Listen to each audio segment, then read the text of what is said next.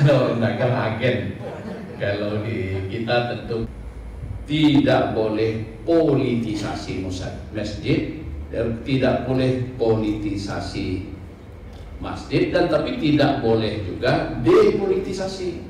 Saya yang tidak bisa hafal itu, bagi saya penutup pidato itu politik, mungkin itu judulnya tepat gitu. Tidak saya lakukan. Salam kami atau mas bapak-bapak, dan tapi satu warna kita sebagai eksponen masjid. Nanti laporan.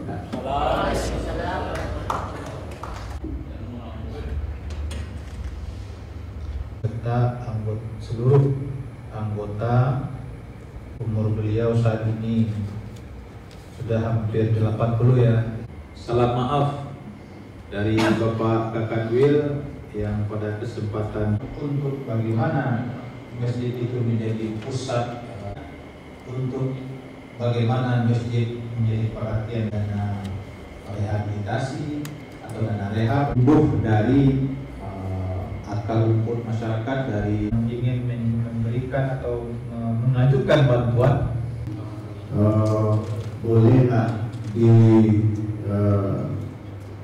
buat sebuah rekomendasi dari DMI untuk meminta fatwa atau tausiah kepada MUI bagaimana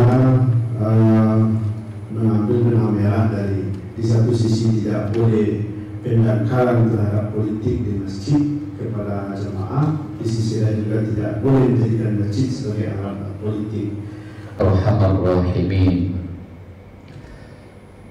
yang kami berkumpul di malam ini dan usahakan kesehatan serta pikiran dalam melaksanakan setiap apa berbagai kekuatan lahir dan batin kebaikan yang bermanfaat bagi umat.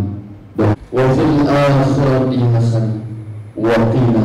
Kedua ini akan menjadi narasumber dalam dari unsur pimpinan wilayah se-Sumatera. Perkenalkan, nama saya Muhammad Sutradi, narasumber Bapak Prof. Sama politik masjid dan masjid politik. Saya barusan merumuskan pikiran semalam yang muncul dari semua. Baik. Lanjut Pak, terkait tadi penguatan kepada pengurus masjid untuk memperkuat masjid sendiri. Baik, terima kasih. Muzakarah Dewan Masjid se-Sumatera ada dua kegiatan. Pertama, pimpinan Dewan Masjid se-Sumatera sudah berlangsung semalam. Yang kedua, para ulama, mubaligh, khatib, dan pengurus masjid. Dari muzakarah kita hari ini ada 5 kesimpulan dari diskusi, pembahasan, dan kenyataan di lapangan.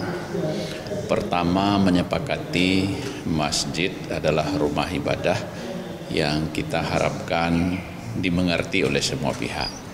Berkaitan dengan politik, kita berharap atau muzakarah ini menghimbau semua orang harus cerdas dan bijak. Tidak elok menjadikan masjid sebagai pusat politik, dan juga tidak boleh membuat masyarakat tidak tahu dengan politik melalui masjid.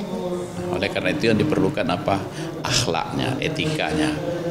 Berdakwahlah, uruslah masjid dengan cara-cara menjaga akhlak mulia di masjid, kemudian tetap pada norma-norma dan etika. Bersamaan dengan itu cerdas dalam mengkomunikasikannya. Regulasi tidak boleh pula dilawan. Yang kedua, sepakati bahwa masjid adalah tempat di mana semua komponen umat. Kalau kita menyebut tadi masjid mesti terbuka, inklusif, tidak boleh eksklusif.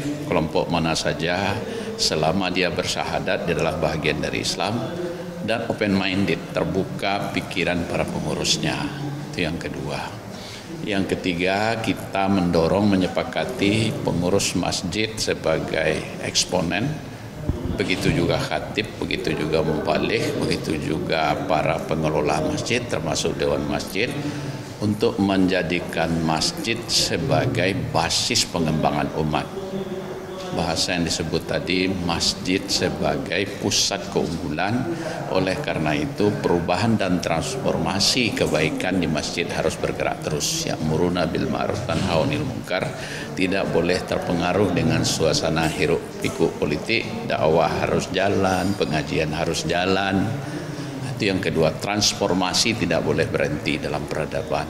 Kemudian yang keempat, kita sepakat masjid dari umat, oleh umat, untuk umat. Jadi jangan ada pengelompokan, polarisasi, identitas dan segala pun di masjid. Di himbauan masjid dari umat, oleh umat perlu diperkuat.